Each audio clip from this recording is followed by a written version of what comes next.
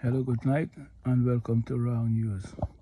Tonight in the news, we're going to revisit some issues that has been taking up space in the media lately. But first of all, let me look at this story that happened today. A woman that allegedly claimed that somehow Minister Indar Deodat was involved in the bombings was today arrested and hauled before the courts. Probably still in the lockup, I don't know. But she was arrested. Look how much time critics has claimed that Mr. Mohammed was in the bombing and he don't being arrested. Is what Higgins and the Guyana police force really doing. Is the minister called the woman a crab dog, but I would say Mr. Higgins and the Guyana police force behaving like a crab dog. You know what I mean? Why would he get himself involved in this nonsense? Enough of the fool. Anyway, let me look at the case with Mohammed and his vehicle. Everybody in Guyana know that if what is saying about Mr. Mohammed is true or got any ounce of truth, if the vehicle is worth so much money, most likely them take money.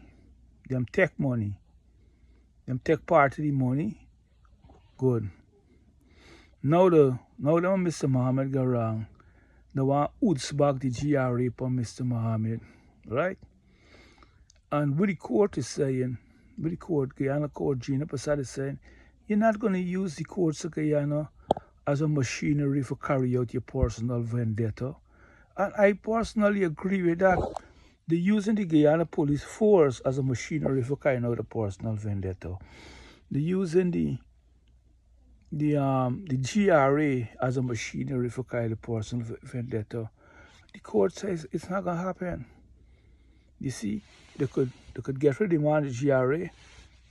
They could mess with the police force, but it's very difficult to mess with a judge. But the judge saying, listen, we got to stop this.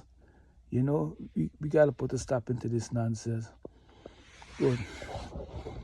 I agree with the judge. The next thing is that it looked like if the government, the people not going to get no cash grant.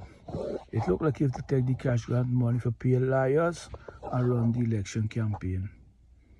And you see the EU said the government do a lot of things during the election that make the elections unfair. And there's like using the money from the treasury, using the utensils of government like their own personal uses. So they probably use all the money. They ain't got no money. So y'all ain't getting no money for Christmas. And the next thing, why is the giant opposition not calling on the government for keep elections or let us select lead the opposition? Is it really going on? Really going on in Guyana?